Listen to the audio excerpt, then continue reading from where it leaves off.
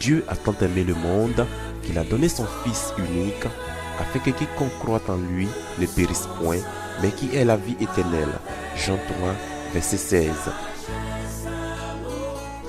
Malgré cette ultime tentative de Dieu pour sauver l'être humain rempli de péchés les plus abominables, elle a été vaine. L'homme demeure dans ses mauvaises habitudes, il prend plaisir dans les choses qui ne glorifient pas le Seigneur. Dieu, dans son immense amour et bonté, ne s'en lasse d'user de tous les moyens nécessaires pour faire sortir l'être humain du péché, afin qu'il entre dans sa demeure, la demeure des saints, le paradis céleste. Dans cette optique, Dieu a choisi sa servante, la prophétesse Nguessan Yaoulidi, pour passer son message à son peuple.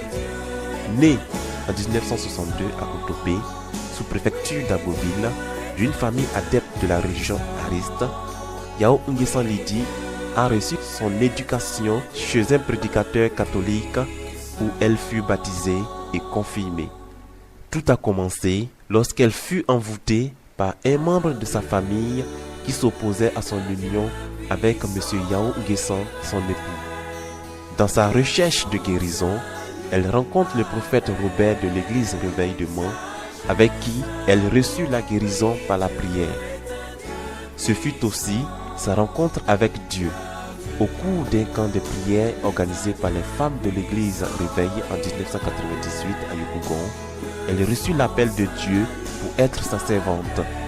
Aujourd'hui, elle dirige un ministère de prière et de délivrance à Ndokwa. La MEPEV, Mission évangélique La Parole et Esprit et Vie, est enregistrée sur le numéro 271 MEMAT DGAP DGA SDVAC du ministère de l'Intérieur. Madame Nguessan Yaoulidi allait connaître pour la première fois une expérience particulière avec Dieu. L'une des rares révélations que Dieu réalise avec ses serviteurs les plus fidèles. Elle allait connaître l'enlèvement par extase, et cela à plusieurs reprises.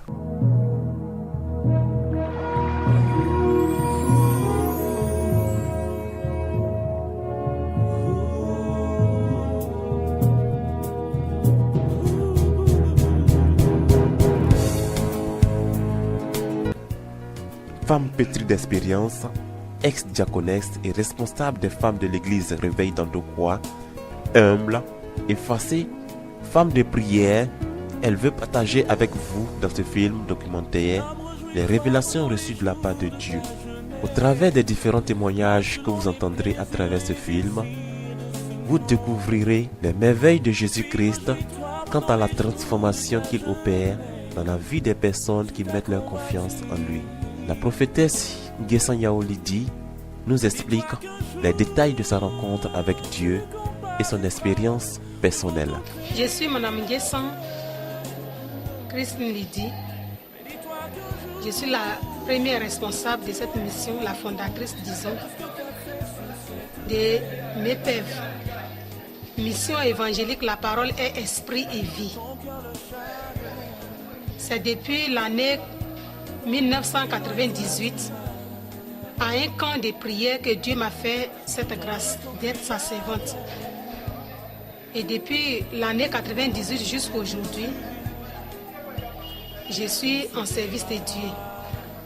Chez les féticheurs, il fallait que je cherche un lieu où je peux vraiment me consacrer dans la prière, parler sincèrement avec Dieu. C'est ainsi que un culte de dimanche à un culte de dimanche, le pasteur a annoncé le camp de prière de toutes les églises.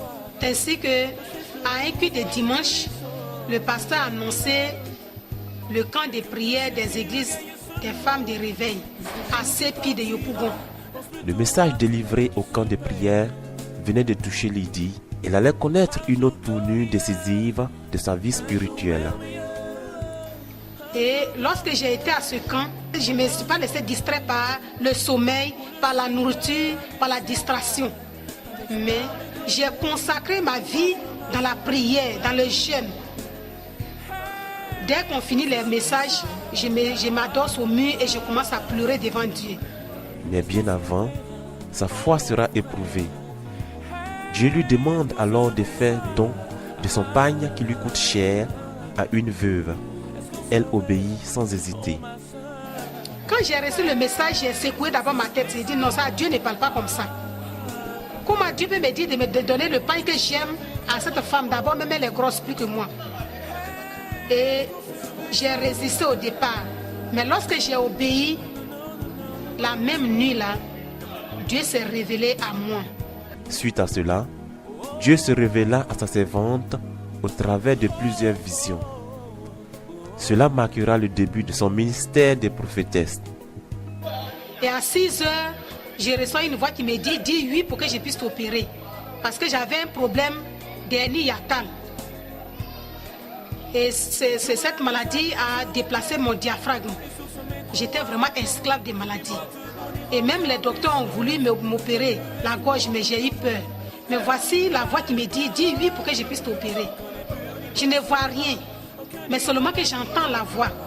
Et cette même voix a mis au devant de moi en esprit Apocalypse 3, verset 20. Je me tiens à la porte et je frappe. Si tu entends ma voix et que tu m'ouvres la porte, j'entrerai chez toi et je souperai avec toi. Et j'ai dit à mon cœur, Seigneur, si c'est toi, j'ai dit oui. Effectivement, quand j'ai dit oui, j'étais tombée. Or, depuis 3 jours, je ne mangeais pas, ni je n'ai pas bu. Mais voilà que j'ai commencé à vomir. Et juste au moment où je me suis retrouvée, une voix est tombée dans ma bouche. Avant, j'ai parlé en langue. Mais ce jour-là, je vais commencer à prophétiser. Ce fut l'appel de Dieu. Pour répondre à l'appel divin, Nguessan Yao Lydie devait bannir de sa vie tout ce qui entravait sa bonne marche avec le Seigneur.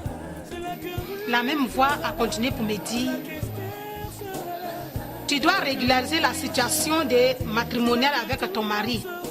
Sinon, je ne suis pas un Dieu de désordre. Longtemps, nous vivons en concubinage.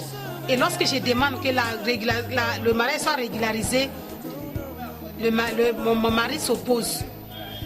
Et voici la voix s'est fait entendre. La communion entre elle et le Seigneur était tellement parfaite qu'elle pouvait à tout moment entendre la voix de Dieu. C'est à ce moment précis que Dieu annonçait à sa servante qu'elle effectuerait un voyage. Mais Lydie croyait qu'elle effectuerait un voyage terrestre comme tous les grands hommes de Dieu. Elle se trompait. Dieu l'avait prédestinée à un voyage céleste qui durerait 10 jours. Comment est-ce possible? Écoutons le témoignage de la prophétesse Nguessan Yao Lydie. Et 2 jours après, étant encore dans la prière, je reçois l'impossible est vrai, l'impossible est vrai, l'impossible est vrai 3 fois. Tu vas connaître l'enlèvement. Là, j'ai fermé ma bouche, j'ai dit je ne prie plus. Et la voix a continué pour dire que tu aies peur, que tu n'aies pas peur, que tu veuilles ou pas, c'est cette mission que tu vas accomplir. C'est ce jour-là que j'ai su que ce n'est pas les voyages de la terre, mais plutôt aller au ciel et revenir. Que tu vas faire 10 jours, pour le premier enlèvement, je vais faire 10 jours au ciel. Mais si mon corps est couché, pendant les 10 jours, mes parents peuvent m'enterrer. Ils ne pourront pas accepter que le corps soit toujours couché. Mais il saura comment faire pour ne pas que quelque chose se passe autrement que la vie. C'est ainsi qu'il m'a donné le programme, j'ai obéi. Ainsi, tout se passa comme Dieu l'avait prévu. Son premier départ eut lieu de 6h à 20h, les autres de 20h à 6h. Et c'est ainsi que Dieu parlait à sa servante et lui donnait des révélations sur la vie spirituelle des chrétiens. Le premier jour, de 6h à 20h, mon esprit est revenu. Et les autres jours, de 20h à 6h. Et le dernier jour, de 20h à 24h. C'est comme ça que pendant les 10 jours, j'ai souffert jusqu'à ce que tout soit fait dans de bonnes conditions. Je m'appelle Yao Nguessan Pierre-Marie. Moi étant son mari, je reçois l'ordre de veiller sur le corps accompagné d'un programme. Et comme le programme, j'ai suivi le programme, dans le programme, il fallait qu'à chaque 2 heures, je paie mes enfants. Le programme commence de 6 heures à 20 heures le premier jour. Donc il fallait que je reste à côté pour veiller sur le corps. Mais mes amis, je ne suis pas un anglophone, ce sont les anglophones qui... J'ai entendu parler papa et maman Domitilé, qui donne son témoignage. Mais dans les pays francophones, bon, je n'ai jamais entendu ça. Et c'est une première pour moi. Quand Dieu a donné le programme, on a suivi mes enfants, on devait prier à chaque 2 heures. 2 heures jusqu'à 4 heures, on a prié. Jusqu'à 6 heures, ma femme, son esprit devait partir. Bon, mon cœur battait, je dis, ah, ça c'est pas la mort. Franchement, je n'étais pas d'accord. Alors que mes enfants aussi n'étaient pas d'accord. C'est là, elle dit non, que je ne suis pas d'accord. Elle demande pardon. Je dis, vraiment, assister à la mort de quelqu'un. Mais qu'est-ce que mes beaux-parents me disent, j'ai fait quoi? J'ai dit quoi? C'est là que Dieu lui-même dit, par sa servante, d'accepter, ce n'est pas parler rester, je vais revenir. Et qu'elle va pas plutôt revenir. Ça veut dire, si c'est pour revenir, je suis d'accord. Mes enfants aussi m'ont suivi, dit, maman, si c'est pour revenir, je suis d'accord. Nous sommes d'accord. Et au moment où nous avons donné notre accord net, elle s'est effondrée. Et je l'ai prise dans mes bras, aller coucher sur le lit. Et comme dans le programme, nous devons à chaque 2 heures faire la prière. De 6 heures, on va attendre 8 heures. De 8 heures, on va prier jusqu'à 10 heures. Attendre midi, de commencer la prière jusqu'à 14 heures. Et de 14 heures, attendre 16 heures pour finir à 18 heures, ainsi de suite. Et j'ai couru aller voir mon pasteur. Notre pasteur, disons. Je dis, voilà ce qui arrive à la maison. Bien bon. Il est venu. Il a vu ma femme coucher. Il a regardé le corps. Attentivement, il a regardé le corps jusqu'à après, il me dit, mais monsieur Nguessan, ta femme est morte depuis toujours avec. Tu as du pain sur la planche. Et puis il m'a abandonné pour aller. Donc dès qu'il m'a abandonné, j'ai commencé à avoir peur, mais tiens, ça là effectivement, c'est ce que j'avais pensé. Mon pasteur est venu, n'a pas pu résister, puis il dit, ma femme est morte et puis j'ai joué avec. J'ai commencé à avoir peur. Et j'entends une voix qui dit, veux-tu croire à un homme ou à moi ton Dieu? J'ai entendu, dis quoi? Veux-tu croire à un homme ou à moi ton Dieu? 3 fois. Je dis c'est vrai, hein? Dans la Bible, Dieu nous dit de mettre sa confiance sur lui. Moi aussi j'ai vu une expérience. Et mes amis, j'ai reçu la joie. Et j'ai oublié ce que le pasteur a dit. Et j'ai continué mon boulot. J'ai continué à garder le corps. Jusqu'à ce que l'heure que Dieu m'a indiqué, de 6 heures à 20 heures, son esprit va revenir. Effectivement, à 20h00, l'esprit est revenu. Il dit, mais quel soulagement. J'ai poussé un ouf, il dit, Seigneur, merci. Dieu vraiment Dieu. Et là, le corps était raide. Il ne pouvait pas bouger. Et il fallait que je reprenne son bras pour faire des gymnastiques. Tout doucement, pour que le corps reprenne vraiment vie. Et la bouillie, c'est moi qui prenais la bouillie dans la cuillère pour lui mettre dans sa bouche. Et c'est comme ça que elle a repris. Et là, la prochaine fois, c'était de 20h à 6h. Et une fois, j'étais couché auprès d'elle, le sommeil m'a pris et mon pied a touché le corps. Mes amis, c'était plus que l'électricité. Ça m'a secoué. Je suis descendu du lit pour aller me coucher à terre. Et voilà comment ça s'est passé jusqu'à ce que les 10 jours. À travers tout ce qu'elle a vu, le séjour des morts, le paradis, la demeure de Dieu et l'enfer, la prophétesse Nguessan Yaoulidi rapporta au peuple de Dieu un message de repentance et d'engagement véritable au service du Tout-Puissant. 2 autres gens ils sont venus à ma rencontre. Un à ma gauche, l'autre à ma droite. Ils m'ont salué et ils m'ont dit, nous allons d'abord commencer par le séjour des morts. Mes amis, au moment où on avançait, j'ai vu un premier grand groupe. Ceux-là ne sont pas sous une protection. Ils étaient à l'air libre. Chacun avait quelque chose dans la main. Ou auprès de lui quelque chose quelconque. C'est-à-dire ce qu'il a fait partie dans le lieu. Certains avaient des bouteilles d'eau dans les mains. D'autres cordes au cou. D'autres des fusils. D'autres des machettes. D'autres auprès d'un petit car. D'autres auprès d'un gros car. Dieu a fait asseoir cette mission au travers le canal de sa servante que je suis pour libérer les captifs de l'ennemi. Le monde est malade. Il demande que le monde reçoive la guérison. Comment? Aujourd'hui, quand quelqu'un est malade, sa pensée, c'est d'aller à l'hôpital. C'est d'aller chez les marabouts, chez les féticheurs, prendre les écorces de bois. Alors qu'il y a des maladies que ces choses ne peuvent pas guérir. Par la prière simplement, tu peux recevoir la guérison. Et comment la prière peut se faire? La prière qui est accompagnée de la parole. Et raison pour laquelle la mission est nommée la parole est esprit et vie. Avant que tu ne reçoives la parole, il y a d'abord la parole de Dieu, la prière plutôt, il y a la parole de Dieu que tu vas recevoir. Et depuis l'année 98 jusqu'au jour d'aujourd'hui, c'est cette mission que j'ai accomplie. Il a commencé par les prières de délivrance qui se faisaient dans ma maison, dans mon salon. Et après les prières de délivrance, il m'a dit d'aller dans les villages, dans les quartiers d'abord d'Abidjan. Commençant par mon quartier, dans les marchés. Et il m'a dit, va dans les villages. Avec un mégaphone. Afin de partager son expérience à tous, Madame Nguessan Yao fait éditer des œuvres et des cassettes qui relatent son voyage dans les cieux.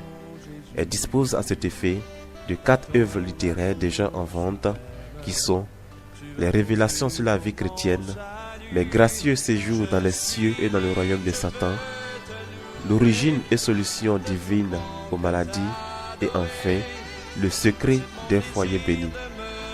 Elle dispose aussi de 8 cassettes qui relatent les expériences vécues avec l'Éternel tout en donnant des enseignements édifiants aux enfants de Dieu.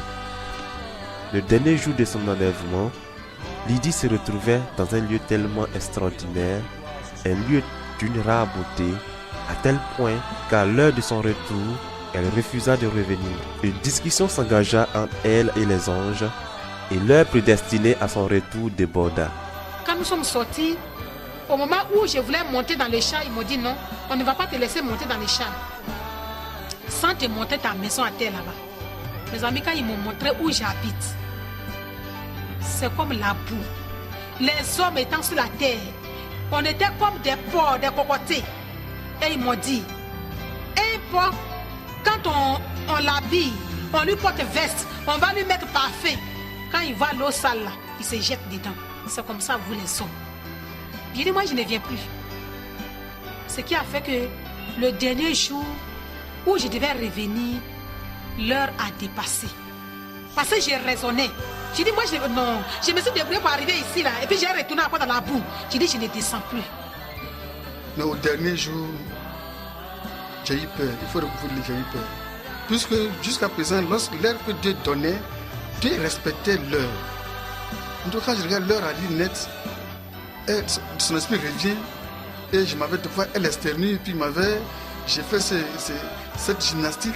Et puis, elle prend la bouillie avec moi jusqu'à ce que ça passe normalement. Mais le dernier jour, mes amis, l'heure a dépassé. Le corps ne bouge pas. J'ai dit, aujourd'hui, on dirait que c'est pas comme pour les fois passées. Hein. J'ai commencé à avoir peur, commencé à douter. Je rentre dans la chambre, je sors, je trouve mes enfants au salon. Je ne peux pas leur dire que maman n'est pas encore réveillée. Eux aussi attendaient l'arrivée de leur maman. Bon, on était troublés. Alors qu'elle, là-bas, elle discutait. Et ce petit temps-là, mon Dieu, ça a failli, moi, me couper le souffle. Monsieur Yao Nguessan reçut l'appel de Dieu pour son service, mais manifesta une opposition. Pour lui, son boulot rapportait suffisamment d'argent et qu'il n'était pas question de le délaisser pour embrasser le métier de pasteur. Il allait simplement à l'église sans véritablement croire en la toute-puissance de Dieu. L'expérience de l'enlèvement de son épouse allait opérer un miracle dans la vie de M. Nguessan Yao. Je suis un pécheur et d'ailleurs je vais à l'église mais pas trop, ma foi n'est pas grande. Bon, je suis encore dans le monde. Bon, comment Dieu a regardé et c'est moi qu'il confie ou du moins qu'il veut confier cette grande tâche. Donc, au début, je ne m'intéressais pas. Il faut de la vérité, je ne m'intéresse pas parce que moi, c'est mon travail qui me donne à manger, je dois m'occuper de mon travail. Bien sûr, ma femme, elle est à la maison, elle s'occupe de l'œuvre de Dieu, mais moi, pas trop. Elle me dit non, il faut faire ça, des fois j'obéis, des fois j'écris, mais je ne m'intéressais pas, en tout cas, je n'étais pas trop attaché. Mais quand j'ai vécu ce moment-là, et puis j'ai entendu la voix surtout me dire, veux-tu croire à un homme ou à moi ton Dieu? Depuis ces jours-là, ça m'a transformé. Il y a eu un déclic dans ma vie. Et Dieu là, il est vraiment Dieu. Il y a quelqu'un qui m'appelle Dieu virtuellement qui est là. Et c'est d'où j'ai commencé à prendre ma vie au sérieux. Et les choses de Dieu au sérieux. Quand il est veillé, en tout cas je finance. En tout cas je suis dans la veillée en tout cas. Partout, chaise, bâche, en tout cas je suis dedans. Tout ceci a donc créé une foi solide dans sa vie quant à l'existence de Dieu. Aujourd'hui, son seul regret, c'est de ne pas avoir accepté Dieu si tôt. Aujourd'hui, en tout cas, j'ai la confusion. Je peux témoigner que Dieu, n'a jamais oublié son enfant. À plus forte raison, nous les hommes, qui pensons qu'on sait réfléchir, on donne de bonnes choses à nos enfants. Et puis Dieu qui nous a créé son image. Non, il dit, j'ai compris maintenant que c'est Dieu qui fait toutes choses et c'est Dieu qui est à la base de toutes choses. Et lorsque tu marches avec lui, il n'y a pas de meilleur travail dans ce monde que de servir le Seigneur. Ça, c'est ce que je me suis dit. Et je me payais maintenant pour dire, mais tiens, pourquoi Dieu m'a passé depuis très jeune? Très jeune. Et aujourd'hui, j'ai perdu même mes cheveux à cause de la comptabilité. Et voilà que c'est dans ma vieillesse maintenant que Dieu me saisit. Sa mission désormais est d'être un ambassadeur du Christ à travers le monde entier. Le père de M. Abolé Simon fut tombé dans une grande maladie qui avait paralysé tous ses membres. Malgré toutes les tentatives de recherche de guérison de son père, chez les féticheurs, les marabouts, les charlatans, aucune guérison ne fut faite. Il envoya même son père à des veillées de prière catholiques, mais hélas, aucune solution ne fut trouvée pour ce dernier. Mais un jour, la grâce de Dieu vint dans sa maison. Son neveu vient lui rapporter la solution véritable à la guérison de son père. Stupéfait du miracle de guérison de son père, M. Abolé se convertit en Christ. Ainsi, il a dit à mon père, lève-toi, prends ta natte et avec tes enfants, allez-y à la maison. Je vous dis, ce jour-là, je ne sais pas si j'étais à un culte, si j'étais au dehors ou dans un bar. Je me suis laissé emporter parce que je n'ai jamais vu ça de mes yeux où la parole a fait lever quelqu'un. Il a tout simplement dit, lève-toi, prends ta natte et tes enfants, allez-y. Aujourd'hui, mon papa a 82 ans. Parce qu'au moment où il avait eu ce mal, il avait 73 ans. Donc jusqu'aujourd'hui, je vous parle, mon papa est au village à Zagué-Blida. Il se nomme Abolé Seka Baptiste. Il marche.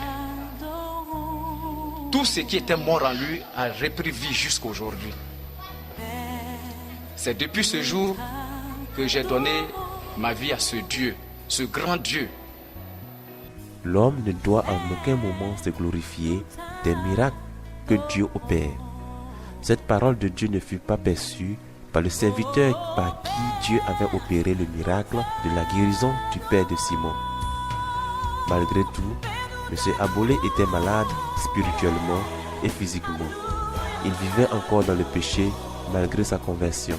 Au travers de sa servante, le Seigneur voulait faire sortir son enfant du milieu de cette assemblée qui ne glorifiait plus le nom de l'Éternel. C'est au camp de prière organisé par la MEPEV que Simon recevra la véritable guérison. Le miracle de son père l'avait amené à Christ et le camp des prières l'avait totalement délivré de tout ce qui le retenait captif du diable. À la recherche d'une solution à son problème, Augustine tomba sur une église où on lui demandait de payer un certain montant pour recevoir sa guérison. Le Seigneur Jésus-Christ n'a-t-il pas dit « Vous avez reçu gratuitement, donnez gratuitement » C'est alors qu'elle fut conseillée par son ami d'aller à la Mépève pour rencontrer la servante de Dieu. Cela allait être pour Augustine un début d'un nouvel engagement avec le Seigneur Jésus-Christ. Augustine était captive des avortements. Mais un jour, l'Esprit de Dieu la visita au travers de la cassette du témoignage de la prophétesse Lydie qu'elle écouta. Je voulais vraiment lancer l'appel à tous mes frères et sœurs de saisir la main de Jésus, de marcher avec Jésus, d'oublier surtout à mes sœurs, d'oublier les avortements, d'oublier l'impudicité, de regarder Jésus. Si réellement mes sœurs, mes frères regardent et qui disent à Jésus, je veux vraiment vivre la chasteté, je veux vraiment vivre l'abstinence jusqu'au mariage, le Seigneur leur donnera la force. Et qu'ils arrivent vraiment à se donner. S'ils n'arrivent pas vraiment